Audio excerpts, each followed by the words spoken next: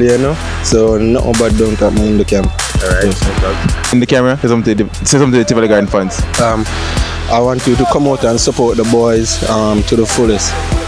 Alright, big up yourself. Thanks very much, yeah? Alright. Woot woot!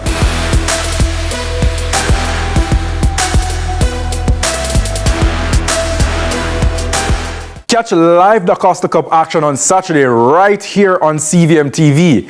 At 1:30 p.m., Kemps Hill and the Stets face off for a spot in the quarterfinals, while Clarendon must win against the Cornwall College to stand a chance of going to the last 8. That's where we close the show for this week. Return with us next week as we'll have a clean slate and whole heap more information and the content from schoolboy football. On behalf of Michaela, Gio, and Nathan, I'm Ronaldo Adams, signing out.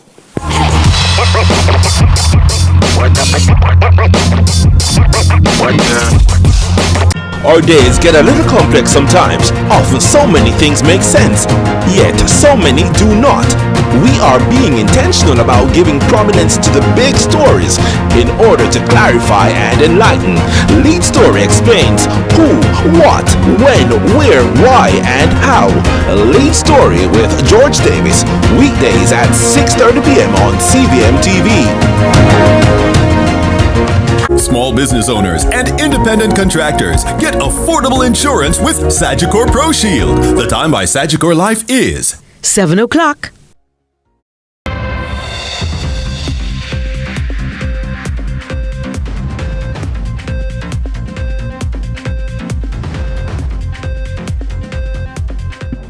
Tonight in CVM News at 7, work commences on Troy Bridge. Curfew imposed in sections of Kingston. MP wants north-south toll waiver following tropical storm Raphael. And youth mayors meet with opposition leader. While in sports, Leon Bailey and Shamar Nicholson back in Reggae Boys squad.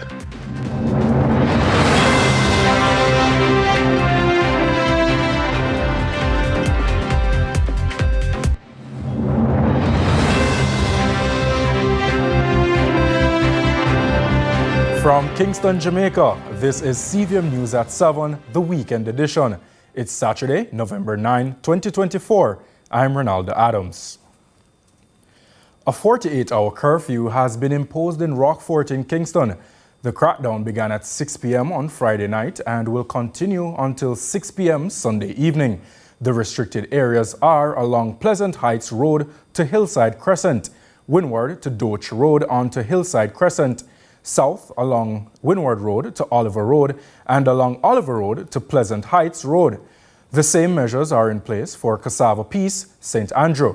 The boundaries of the curfew are north from Grosvenor Heights to the intersection of Grosvenor Terrace and Constant Spring Road, east from the intersection of Grosvenor Terrace and Constant Spring Road, along Constant Spring Road via Cassava Peace Road, to the intersection of Mannings Hill Road and Clifton Boulevard, south from the intersection of Clifton Boulevard and Mannings Hill Road to the intersection of Mannings Hill Road and Glen Drive, and west from the intersection of Mannings Hill Road and Glen Drive to Grosvenor Heights during curfew hours. Everyone within its designated area must stay on their premises unless permitted otherwise. Jamaicans can expect heavy rains this weekend due to a trough settling over the Central Caribbean. Showers are expected to hit the northern parts of the island early Sunday, with thunderstorms making way in the evening. Monday's forecast indicates it will be partly cloudy with afternoon rains in the eastern parts of the island. Residents of Troy and users of the former Troy Bridge will soon see a new development. The Prime Minister, in visiting the site, says though it was a long wait, the residents will see changes in the coming year. He highlighted, however, concerns of procurement and weather-induced wear and tear to Jamaica's infrastructure. Courtney Lewis tells us more. It's a long-awaited development for residents in Troy as they'll finally see the rebuilding of the bridge of the same name after its initial collapse in 2021. The projected cost of $230 million was only one of the snags in the rebuilding process. Weather events have become far more intense and far more frequent and far more destructive in their nature, that they are not just destroying infrastructure that has reached their useful life, but even infrastructure that we have recently built. We are at a point in our country where we have aging infrastructure. And aging infrastructure requires massive capital investments. The Prime Minister visited the site which borders Trelawney and Manchester, detailing the climate and infrastructure concerns that plague the island. Despite the long-standing need for a fix, he says policies do not always allow for immediate attention, and that procurement remains an issue. And whenever the government undertakes capital works, there is a certain set of procedures that we must follow. And that is, one, we have to do a comprehensive study of the area to determine whether or not we can actually replace the bridge. In other words, we have to get the technical feasibility that a bridge can actually be built here. PM Holness maintains the GOJ is committed to strengthening the economy to avoid the need to borrow when addressing concerns relating to infrastructure. This bridge that we are putting up is the example of the government investing in replacing an aging infrastructure, and not 1 cent of it, the 230 million, is from borrowing. But the critical thing is to ensure that you have a government that can fix the economy, to generate the revenues, to invest in the aging infrastructure.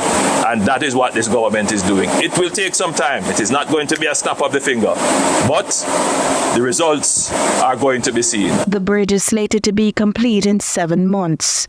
Courtney Lewis for CVM News. Opposition spokesperson on local government and the Member of Parliament for St. Catherine North Central, Mrs. Natalie Nita Garvey, has formally urged the government to temporarily open the Edward Seaga North-South Toll Road to the public after the passage of Hurricane Raphael left the Bogwalk Gorge impassable. Joel Crosskill provides the update.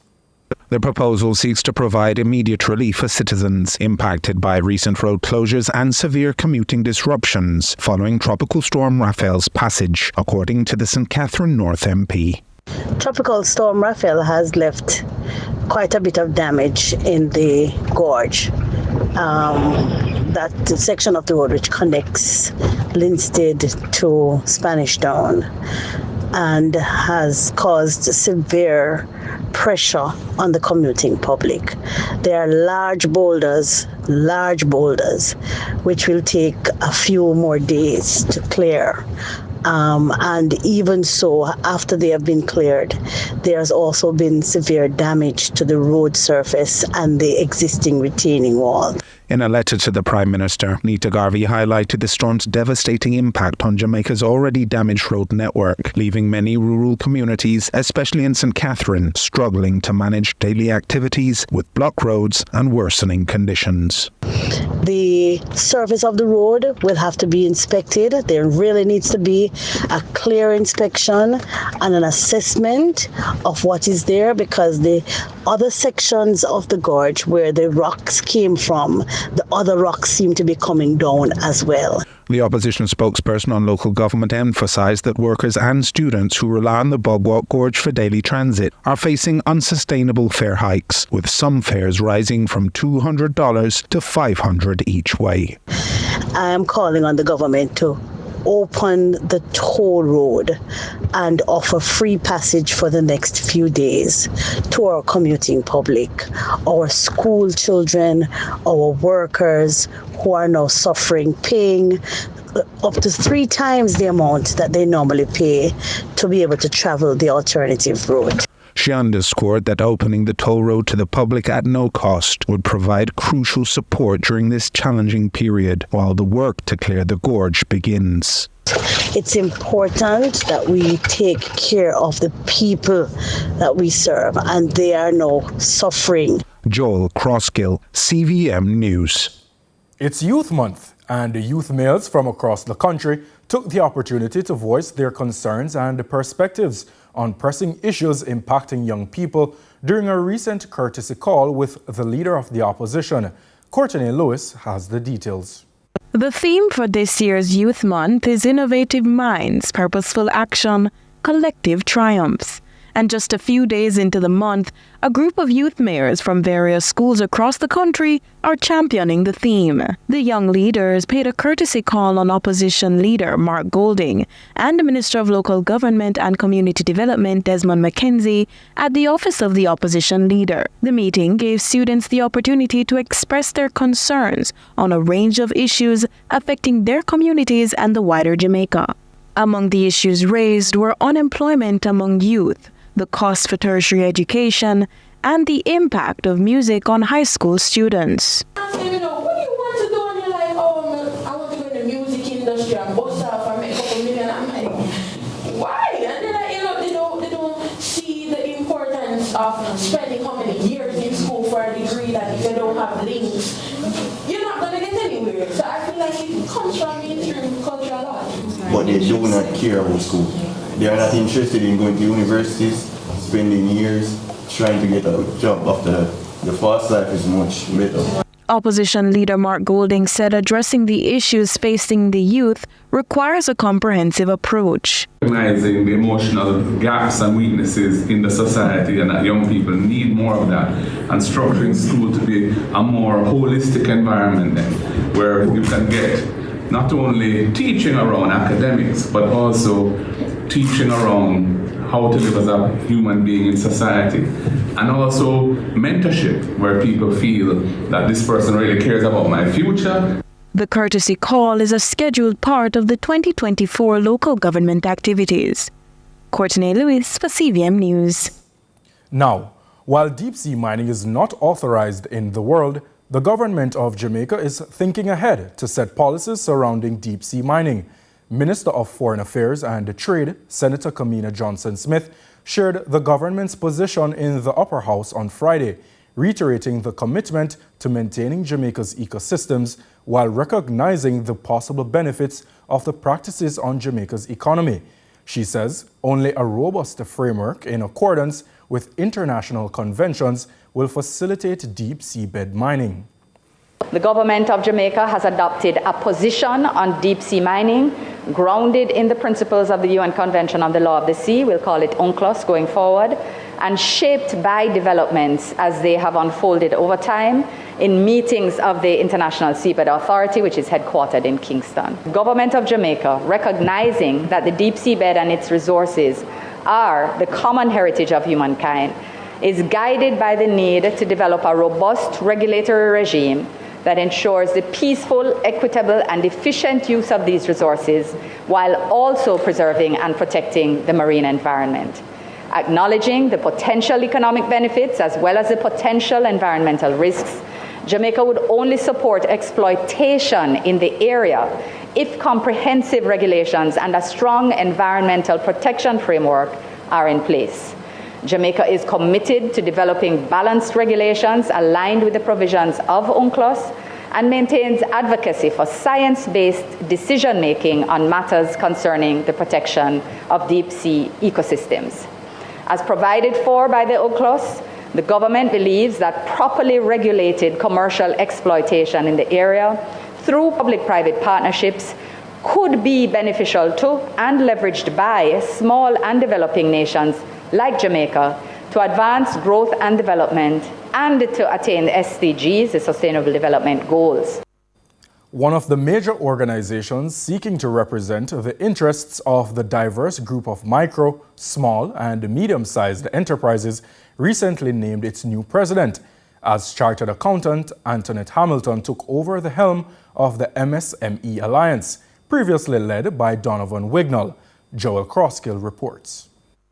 The entirety of the micro, small and medium enterprise MSME sector accounts for around 1.25 million employees, whilst contributing up to 40% of GDP, which in 2023 would have equated to approximately $7.7 billion. And newly minted president of the MSME Alliance, Antoinette Hamilton, expressed pride at being given the responsibility of leadership during what she characterized as uncertain times. After 18 years, we have achieved so much in terms of representation. And at this juncture, which is a critical point in the history of the MSME Alliance, critical because there are so many uncertainties right now in terms of the political space, both internationally and locally. Because of the uncertainty, businesses may be cautious in investing, individuals may be cautious in starting a business, and even the government may be cautious as to where they spend. And so it is an honor that at this point I will be leading this great movement in ensuring that the MSME sector is protected. In the Jamaican context, MSMEs are defined as businesses that range between fewer than 5 employees and less than 15 million in annual turnover, at the micro level to between 21 and 50 employees, with sales between 75 million and 425 million at the medium end. The new president outlined the Alliance's ambition of improved growth while reflecting advocacy that includes new ideas and emerging trends within the MSME sector.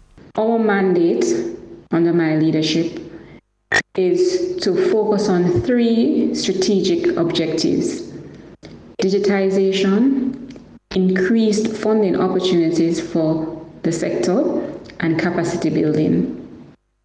In terms of digitization, we're talking about empowering our members with e-commerce, digital accounting software for records keeping, digital payment platforms so that they can access international markets. So we're talking about payment platforms like Stripe, Mercury, PayPal, AI integration in their processes so that they can be more efficient, and of course education around cybersecurity and data protection. One of the emerging trends within the sector seems to be encouraging even greater synergies between private capital, developmental support and government, and it was within that context that we heard of another ambition of the Alliance. In dialogue with the different agencies, the Ministry of Industry, Investment and Commerce, Ministry of Finance and Public Sector, we want to have that conversation around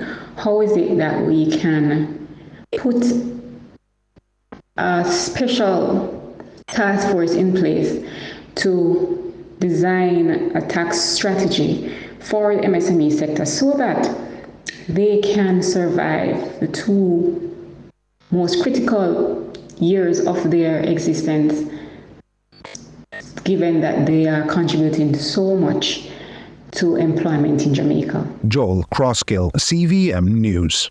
Stay with us. The news will continue in a moment.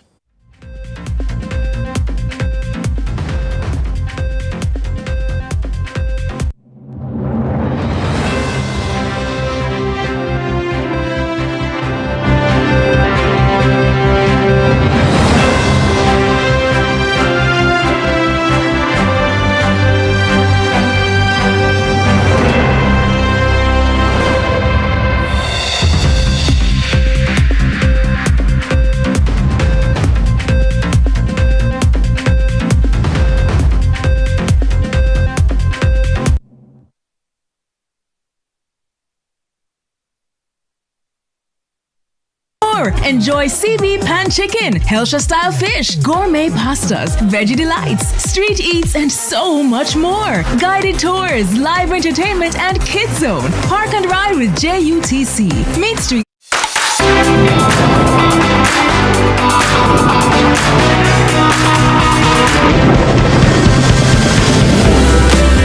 Oreo and Coca-Cola just became besties. Taste the new limited editions while they last. Jamaica Food and Drink Festivals Meat Street and the Market is back in partnership with the Port Authority of Jamaica. Saturday, November 9, 3 to 10 p.m. at the historic Naval Dockyard in Port Royal, Kingston. Food trucks, restaurants and chefs galore. Enjoy CV Pan Chicken, Helsha style fish, gourmet pastas, veggie delights, street eats and so much more. Guided tours, live entertainment and kids zone. Park and ride with JUTC. Meat Street and the Market. Saturday, November 9. Adults 2,000, children under 10 free. Tickets at JA Food and Drink Kitchen on Cork's Constant Spring, Candy Craze Waterloo, CPJ Market and Geno's Pharmacy Portmore. Pay with Visa or buy online at jafoodanddrink.com.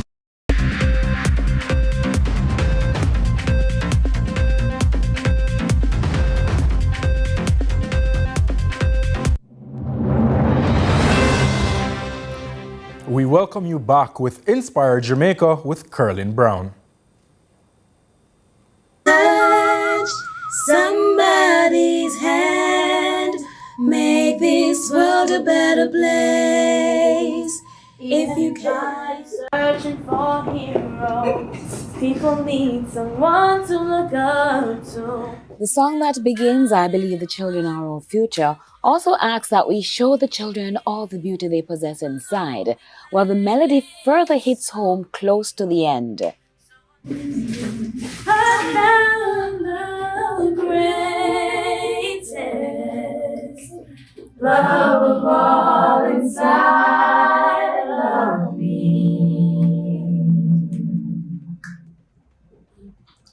Thank you. And it was the love, the gift inside that came out from Jasmine Headley, Natalia Stevens, Alexia Davis, and Tony Ann Taylor during that unrehearsed collab shortly after they met for the very first time. It was the 12-year-old Canadian Jamaican who was handing out gifts to the teenagers. Unknown to her, the girly stuff came just in time for a big day for them. And it was a surprise to the trio to learn it was Jasmine's birthday. The blend of talent and the purpose that brought them together was more than just their talents. Her philanthropic stuff is driven by Jasmine. It's not her parents who are driving it. She's the one who wants to do this. And I feel very blessed to be a part of this journey.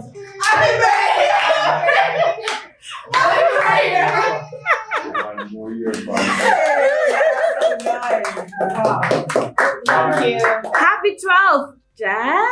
And she said nothing. She said nothing. Yes. Very humble. Yeah.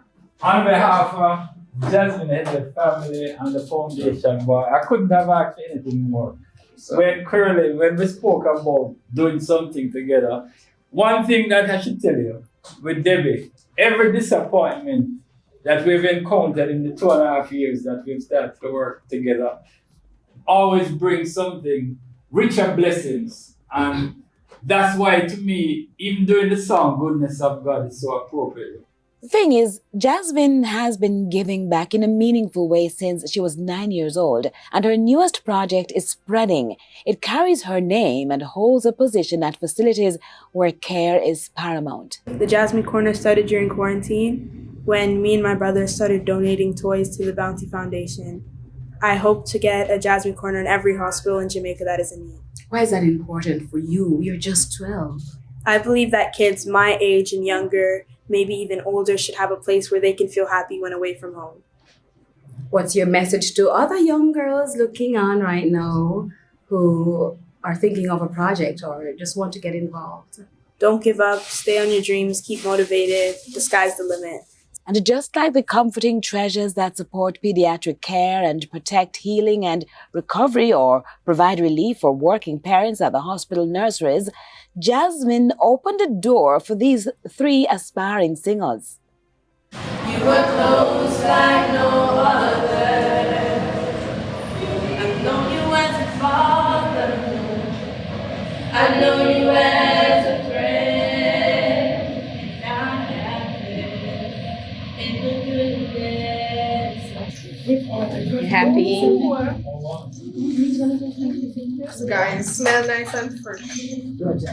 So, What's the message from this? Something just happened suddenly. Let me take from you. Out of nowhere, you got a call and you didn't resist. No, I What's the message from all of this? Have faith in God and remember that everything that God do for you, He does for a purpose. And for you? There's always opportunities somewhere. You should just, always be present. Never deny. You get blessed. Yes, we were talking about it maybe one day last week about that. Whoa. You don't want the money. Oh, thank you so much. You see, blessings. Yes, we were talking about it the other day. Follow the will of God. Exactly. From a devotion group to us Singing and together at events. school. Yeah, anybody to sing? We're the first person to call on, but yes. So you have a group name. What's the name? Gems of God. Shout it out. Gems of God. I don't really need to love very much further. I don't want to have to go where you don't follow. I won't hold you back again. This passion inside, I can't run from myself. There's nowhere to hide. Somebody's hand make this world a better place if you can. Wow, that was truly special. Courtesy to Curlin Brown. Keep up the good work, Curlin. And let's now take a look at what's trending in regional and international news. We begin with news in the region. Hurricane Rafael's aftermath has left a trail of devastation across Cuba, with more than 10 million people experiencing prolonged power outages. While power restoration is underway, progress remains slow, with many areas still without essential services. We hear more from Al Jazeera. Most businesses, transport services, and schools were closed as the hurricane made landfall on Wednesday. Imagine what my husband and my daughter went through here. The metal roof sheets were flying off. When everything calmed down a bit, we managed to get out of here. We were very scared. We had never been through a storm inside a house before. The important thing is that we are alive.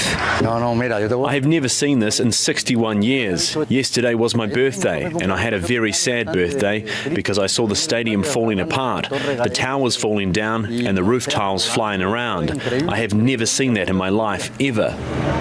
It's the third major power outage in just a couple of weeks. Rafael uprooted poles and damaged transmission lines. That's after Hurricane Oscar and another power failure due to aging infrastructure. There's been criticism of the government for failing to provide essential services. We are going to break the enemy campaign of the haters who have already said that Cuba has collapsed. Nobody has collapsed here. What we are doing here is standing up and fighting. We have already organized the entire recovery phase for the damage caused by this hurricane. So far, there have been no deaths. 9 months after Tobago was faced with an unprecedented oil spill, the substance pumped from the overturned vessel remains stored at Studley Park Quarry, while plans are underway to have this removed. The Tobago House of Assembly assures that there is no threat to the environment and water sources. The details from TTT News. Officials indicated they are aware of the risk associated with the storage of the substance at this space, but reiterated the storage is temporary and preventative infrastructural measures were utilized. Those cells were dug, lined in a particular manner to take certain mitigation and preventative measures where these wastes were concerned. And that went well according to plan. Our unit TEMA was asked to do the necessary monitoring, and that monitoring went quite well. We recognize that it survived. Also, the dikes that were built around these cells prevented any leakages or runoff into our other important areas. Chairman of the THA's Multidisciplinary Oil Spill Management Committee, Linford Beckles, assured the oil storage has not affected water reservoirs in this area. There is no risk to any major water body, certainly not any risk to any water body that we, the people in Tobago, depend on for potable water. And in international news, a suicide bomb attack on a railway station in Pakistan has killed 25 people and injured more than 40. It was carried out in the southern city of Quetta. We turn to Reuters. A security camera captured the moment a deadly blast went off at a busy train station in southwest Pakistan on Saturday. It killed at least 24 people and injured more than 40, many of them critically. That's according to police, who said they suspect it was a suicide bombing. This eyewitness described people running around in chaos. Some people were injured, some with blown-up legs, some with blown-up arms and hands, he said. A separatist militant group, the Baloch Liberation Army, claimed responsibility for the attack in a statement emailed to Reuters. The group wants independence for Balochistan, a province of about 15 million people that borders Afghanistan to the north and Iran to the west. It's the biggest of several ethnic insurgent groups battling the government, saying it unfairly exploits the province's rich gas and mineral resources. Balochistan's Inspector General of Police said the attack on the train station in the provincial capital Quetta was targeting army personnel. Pakistan is grappling with a surge in strikes by separatist groups in Balochistan. In August, at least 73 people were killed after militants attacked police stations, railway lines and highways. And that's it for regional and international.